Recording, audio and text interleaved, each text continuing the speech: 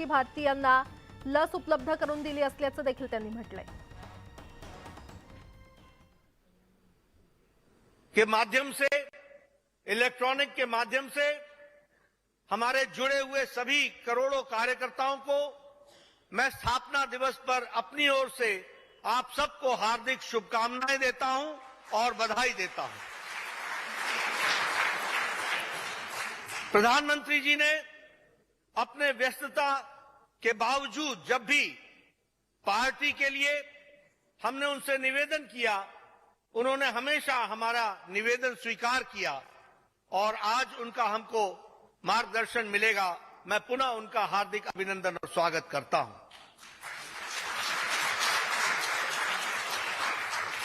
अभी हम लोगों ने भारतीय जनसंघ से भारतीय जनता पार्टी की यात्रा की एक फिल्म देखी। हमने देखा कि कितनी लंबी यात्रा, वैचारिक यात्रा भारतीय जनसंघ से भारतीय जनता पार्टी ने की है।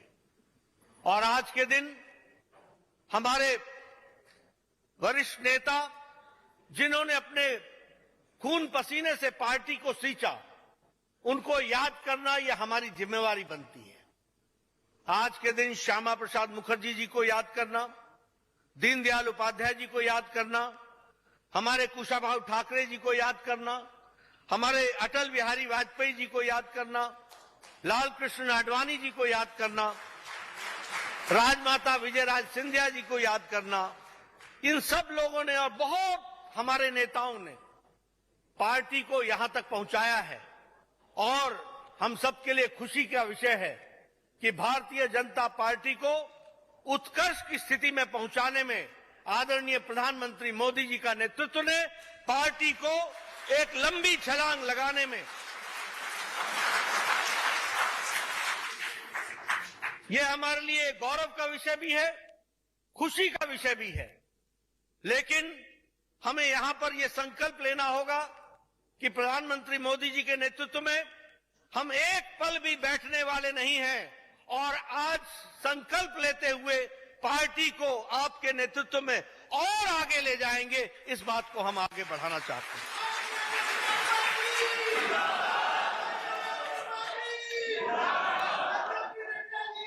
आपके नेतृत्व में पार्टी ने कच्छ से लेकर के पूर्वोत्तर तक पार्टी ने सरकारें भी बनाई और अपने ताकत को लोगों ने सराहा भी और आशीर्वाद भी, भरपूर आशीर्वाद दिया। उसी प्रकार से जम्मू से केरल तक भारतीय जनता पार्टी ने अपनी छाप और हमारे करोड़ों कार्यकर्ताओं ने बूथ पर काम करके पार्टी को स्थापित करने में अपना योगदान किया है।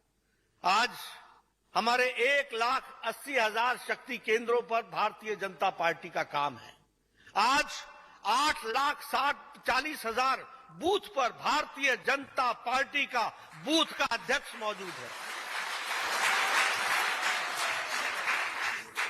आपके नेतृत्व में गए साल, गए समय में हमने उत्तर प्रदेश में सरकार दोबारा बनाई, हमने उत्तराखंड में सरकार दोबारा बनाई, हमने गोवा में तीसरी बार सरकार बनाई।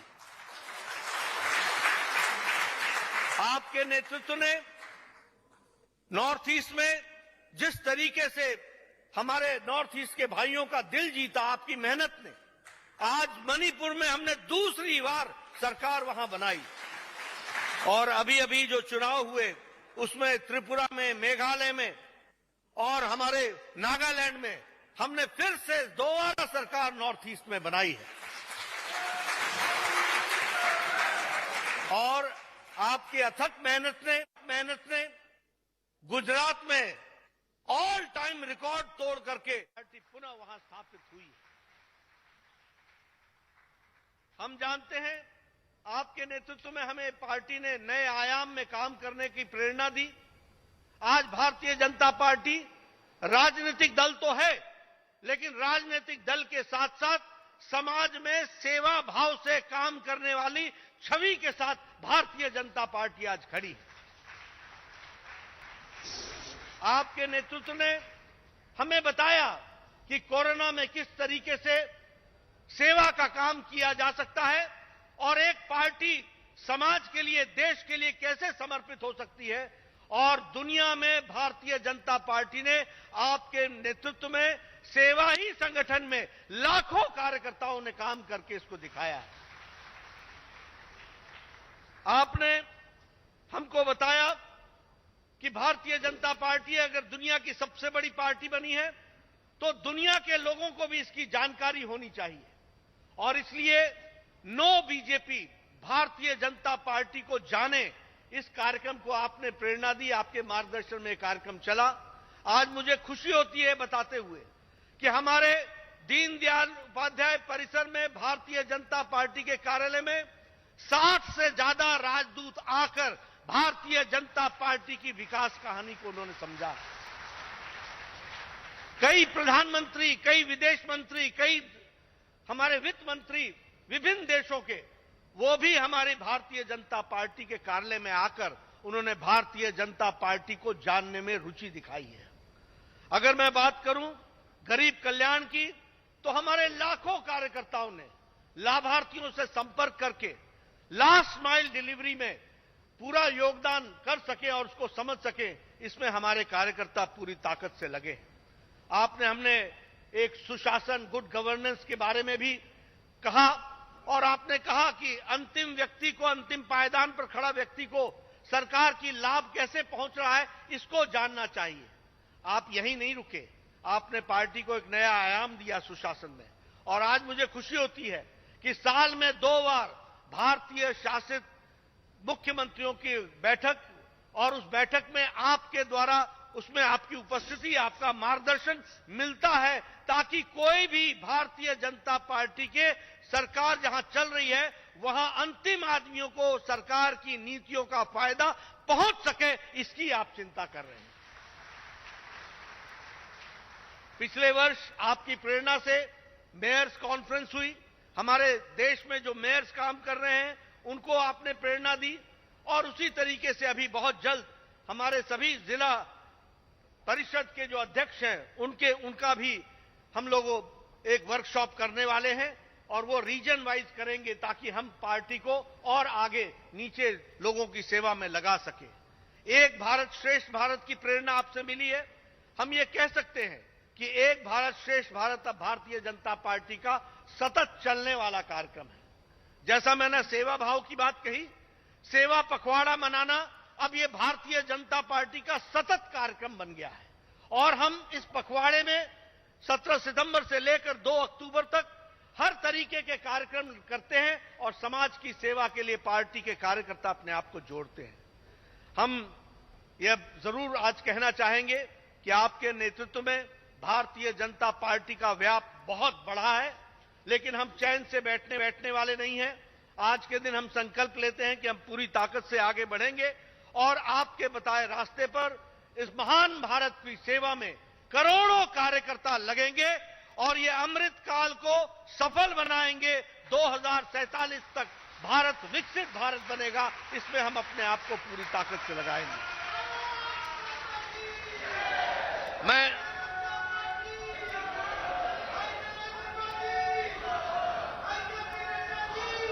मैं आपके और प्रधानमंत्री जी की बीच में ज्यादा देर नहीं रहूंगा। मैं अब आदरणीय प्रधानमंत्री जी से निवेदन करूंगा, निमंत्रण दूंगा कि वो आए और हम सबका मार्गदर्शन करें। आदरणीय प्रधानमंत्री जी।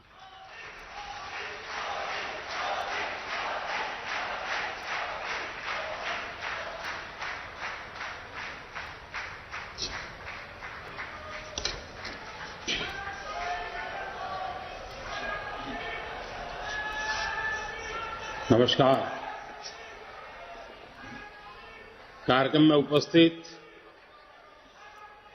भारतीय जनता पार्टी के राष्ट्रीय अध्यक्ष आदरणीय जेपी नड्डा जी, पार्टी के अन्य सभी पदाधिकारीगण, देश विदेश में उपस्थित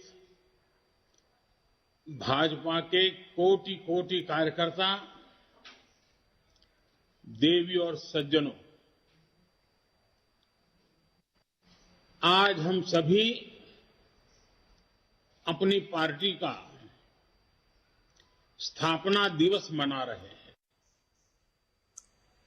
मां भारती की सेवा में समर्पित प्रत्येक भाजपा कार्यकर्ता को इस शुभ अवसर पर बहुत बहुत बधाई देता हूं। भाजपा की स्थापना से लेकर आज तक जिन महान विभूतियों ने अपने खून पसीने से इस पार्टी को सींचा है, पार्टी को संवारा है, पार्टी को समृद्ध किया है, पार्टी को सशक्त किया है, देश के कोटि कोटि जनों की आवाज को बुलंद किया है, उन सभी को छोटे से छोटे कार्यकर्ता से लेकर के वरिष्ठ पद पर से पार्टी की और देश की सेवा करने वाले सभी महानुभावों का मैं आज शीश झुका करके प्रणाम करता हूं। साथियों,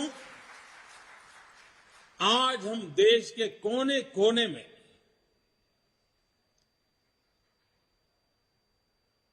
भगवान हनुमान जी की जन्म जयंती मना रहे हैं। बजरंग बली के नाम का घोष चारों तरफ गूंज रहा है। हनुमान जी का जीवन, उनके जीवन के प्रमुख प्रसंग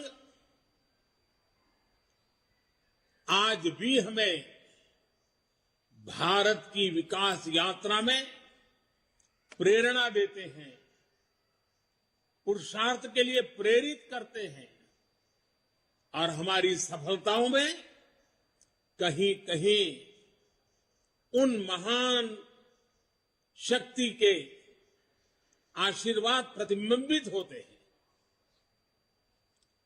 हनुमान जी के पास असीम शक्ति है, लेकिन इस शक्ति का इस्तेमाल वो तभी कर पाते हैं जब स्वयं पर से उनका संदेश समाप्त होता है। 2014 से पहले भारत की भी तो यही स्थिति थी। अथाह सामर्थ्य से भरपूर, लेकिन से घिरा हुआ देश का नागरिक। आज भारत उस बजरंग बली की तरह से, उस बजरंग बली की महाशक्ति की तरह अपने अंदर सुप्त शक्तियों का आभास कर चुका है। आज भारत समंदर जैसी विशाल चुनौतियों को पार करने, उनका मुकाबला करने में पहले से कहीं ज्यादा सक्षम है। हनुमान जी के ऐसे ही कई गुणों से हम भाजपा कार्यकर्ता, हमारी पार्टी निरंतर प्रेरणा पाते हैं। हनुमान जी सब कुछ कर सकते हैं, सबके लिए करते हैं, लेकिन अपने लिए कुछ नहीं करते। इदम रामाय इदम न मम, यही तो भाजपा की प्रेरणा है। इदम राष्ट्राय इदम न मम। भाजपा हनुमान जी की एक और बात से भी बहुत बड़ी प्रेरणा मिलती रहती है हमें। जब हनुमान जी को राक्षसों का सामना करना पड़ा तो वो उतने ही कठोर भी हो गए थे। इसी तरह जब भ्रष्टाचार की बात आती है, परिवारवाद की बात आती है, कानून व्यवस्था की बात आती है, तो भाजपा उतनी ही संकल्पबद्ध हो जाती है मां भारती को इन बुराइयों से मुक्ति दिलाने के लिए। कठोर होना पड़े तो कठोर भी होती है। और हमारे लिए एक तो बहुत बड़ी प्रेरणा क्या है, आज की मॉडर्न परिभाषा में जिन बातों को बार बार जिक्र किया जाता है, और वो है कैन डू एटीट्यूड। अगर हनुमान जी का पूरा जीवन देखें, डगर डगर पर पल पल हनुमान जी के भीतर की can do attitude, can do संकल्प शक्ति उनको हर प्रकार की सफलता लाने में बहुत बड़ी भूमिका अदा करती है। कहा भी गया है, कवन सो काज कठिन जग माही, कवन सो काज कठिन जग माही, जो नहीं होई तात तुम्ही पाही, तुम्हें पाई। यानी ऐसा कोई भी काम नहीं है जो पवन पुत्र हनुमान कर नहीं सकते। इसलिए जब लक्ष्मण जी पर संकट आया तो हनुमान जी संजीवनी बूटी के लिए पूरा पर्वत ही उठा करके ले आए। भाजपा भी इसी प्रेरणा से परिणाम लाने में, लोगों की समस्याओं का समाधान करने का प्रयास करती रही है, करते रहना है, करते रहेंगे। इसलिए साथियों, आज के पवित्र अवसर पर को स्मरण करना है, राम काज किने बिनु, राम काज किने बिनु मोही कहां विश्राम। भाइयों और बहनों, भाजपा वो पार्टी है जिसके लिए राष्ट्र सदैव सर्वोपरि रहा है। एक भारत श्रेष्ठ भारत जिसकी आस्था का मूल मंत्र रहा है। जब जनसंघ का जन्म हुआ था तो हमारे पास न ज्यादा सियासी अनुभव था, न साधन थे, न संसाधन थे, लेकिन हमारे पास मातृभूमि के प्रति भक्ति, हमारे पास लोकतंत्र की शक्ति थी।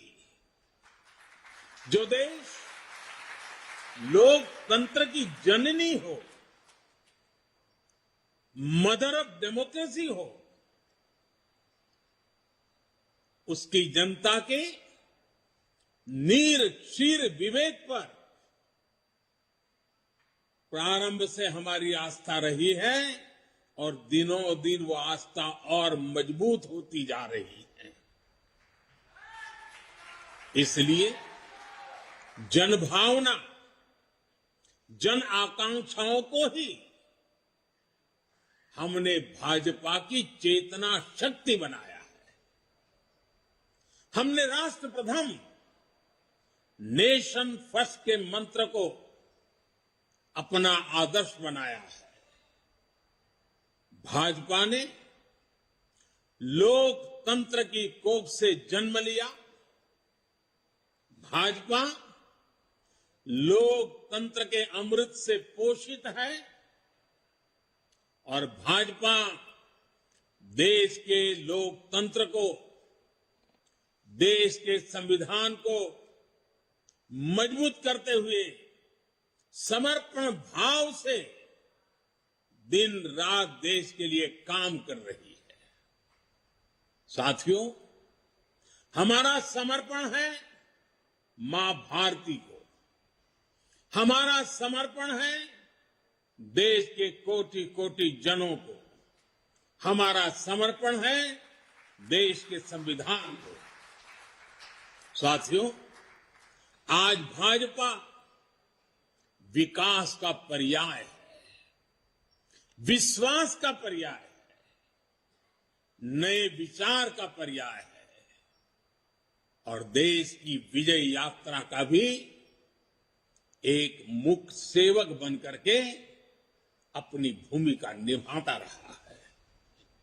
भाजपा सबका साथ, सबका विकास, सबका विश्वास और सबका प्रयास के मंत्र के साथ काम कर रही है। भाजपा की कार्यशैली सर्वसमावेशी है, सर्वस्पर्शी है, सर्वजन का हित करने वाली है।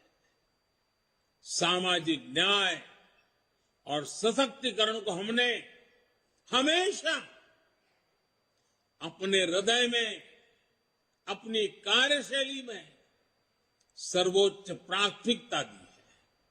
सामाजिक न्याय ये हमारे लिए राजनीतिक नारेबाजी का हिस्सा नहीं, ये हमारे लिए आर्टिकल ऑफ फेथ है। बीते वर्षों में बहुत सारे दल सामाजिक न्याय के नाम पर राजनीति का दिखावा करते रहे हैं। इन दलों ने, उनके मुखिया अपने परिवार का भला कर लेते हैं, अपने समाज का कतई नहीं, जबकि भाजपा सामाजिक न्याय को जीती है, उसकी भावना का अक्षरशः पालन करती है। 80 करोड़ गरीबों को बिना भेदभाव मुफ्त राशन मिलना सामाजिक न्याय का ही प्रतिबिंब है। 50 करोड़ गरीबों को बिना भेदभाव 5 लाख रुपए तक मुफ्त इलाज की सुविधा मिलना सामाजिक न्याय की सशक्त अभिव्यक्ति है। 45 करोड़ गरीबों के बिना भेदभाव जनधन बैंक खाते खोलना सामाजिक न्याय का इंक्लूसिव एजेंडा का जीता जागता उदाहरण है। 11 करोड़ गरीबों को बिना भेदभाव शौचालय मिलना, यही तो सामाजिक न्याय है, यही तो सामाजिक न्याय के प्रति हमारी भक्ति है। बिना भेदभाव, बिना तुष्टीकरण, बिना स्वार्थ, बिना वोट बैंक की राजनीति किए भाजपा आज सामाजिक न्याय का भी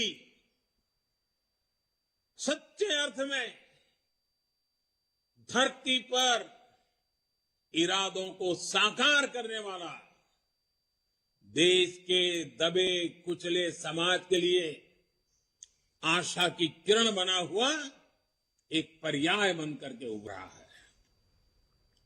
साथियों, आज भाजपा देश में एक नए पॉलिटिकल कल्चर का भी नेतृत्व कर रही है। कांग्रेस और उनके जैसी पार्टियों का कल्चर, उन पार्टियों की पहचान क्या है? ये उन्हीं के कल्चर में से पैदा हुई है। उन पार्टियों की पहचान है, पार्टी का नाम लेते ही एक ही बात दिखती है, सारी पार्टियों का दर्द देख लीजिए, परिवारवाद, वंशवाद, जातिवाद और क्षेत्रवाद का बंधक है ये सारे लोग। जबकि भाजपा का पॉलिटिकल कल्चर प्रत्येक देशवासी को साथ लेकर चलने का है। कांग्रेस और उसके जैसी पार्टियों का कल्चर छोटा छोटा सोचना, छोटे सपने देखना और उससे भी कम हासिल करके खुशियां मनाना बस, और खुशी एक दूसरे की पीठ थपथपाना। भाजपा का पॉलिटिकल कल्चर है बड़े सपने देखने और उससे भी ज्यादा हासिल करने के लिए जी जान से खप जाना, शरीर का कण कण, समय का पल पल खपाने का हौसला रखते हैं। कांग्रेस और उसके जैसी पार्टियों का कल्चर महिलाओं की समस्याओं, उनकी रोजमर्रा की चुनौतियों की परवाह ही नहीं करता है, जबकि भाजपा का पॉलिटिकल महिलाओं के जीवन को आसान बनाने, उनके सपनों को साकार करने को, निर्णय प्रक्रिया में उनको भागीदारी देने को प्राथमिकता देता है। इसलिए आज के युवा हो या फिर देश की माताएं, बहनें, बेटियां भाजपा के साथ हम पल पल अनुभव कर रहे हैं। हमारी माताओं, बहनों के आशीर्वाद बढ़ते चले जा रहे हैं, जुड़ाव महसूस करती हैं, अपनापन महसूस करती है। इसलिए आज ये सभी भाजपा के साथ कंधे से कंधा मिलाकर चल रहे हैं।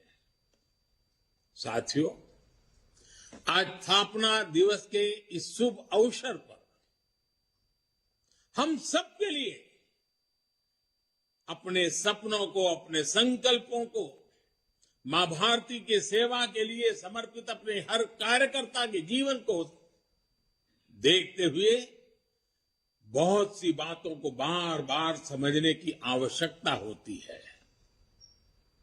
2014 में जो हुआ वो केवल सत्ता परिवर्तन नहीं था।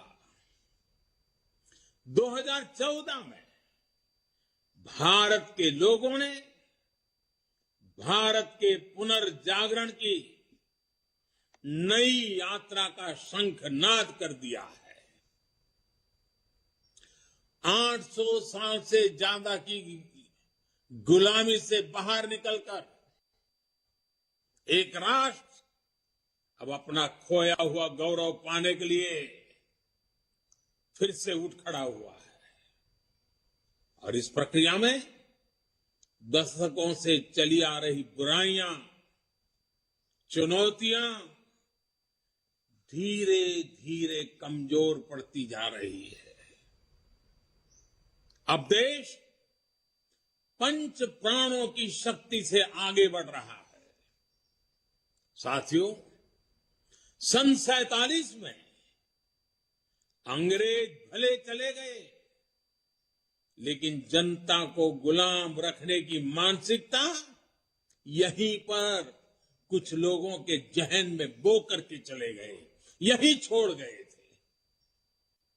इसलिए आजादी के बाद के वर्षों में देश में ऐसा वर्ग खूब फला फूला जो सत्ता को अपना जन्मजात हक समझता था। इन लोगों की बादशाही मानसिकता ने देश की जनता को हमेशा अपना गुलाम माना। 2014 में इस दबे कुचले शोषित वंचित वर्ग ने अपनी आवाज बुलंद की। बादशाही मानसिकता के लोग इस वर्ग की आवाज सुनने की तो बात छोड़ दीजिए, पल पल कुचलते रहते थे। इसलिए हमारी सरकार के पहले कार्यकाल में ही बादशाही मानसिकता वाले इन लोगों ने इन शोषितों, वंचितों, दलितों, पिछड़ों कोई मौका नहीं छोड़ा उनकी मजाक उड़ाने में। हर पल उनकी मजाक उड़ाते रहे।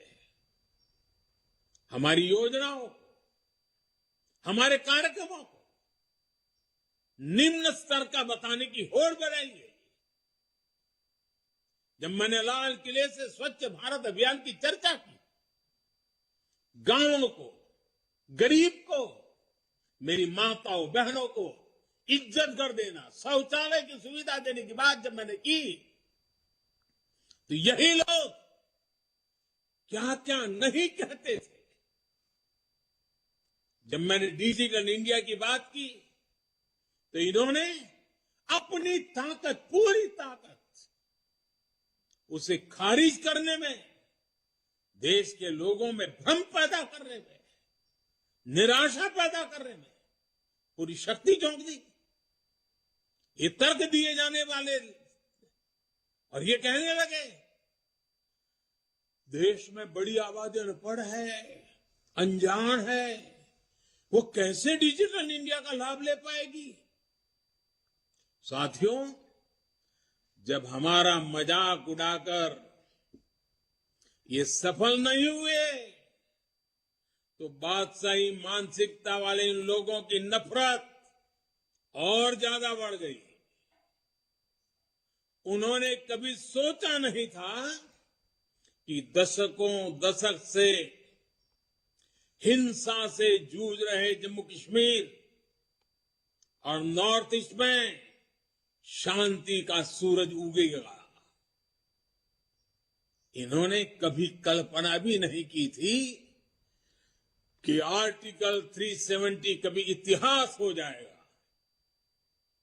जो काम दशकों तक सरकार चलाने वाले नहीं कर सके, वो काम भाजपा सरकार कैसे कर रही है,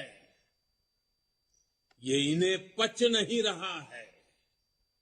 इसलिए नफरत से भरे हुए लोग आज झूठ पर झूठ, झूठ पर झूठ बोले जा रहे हैं।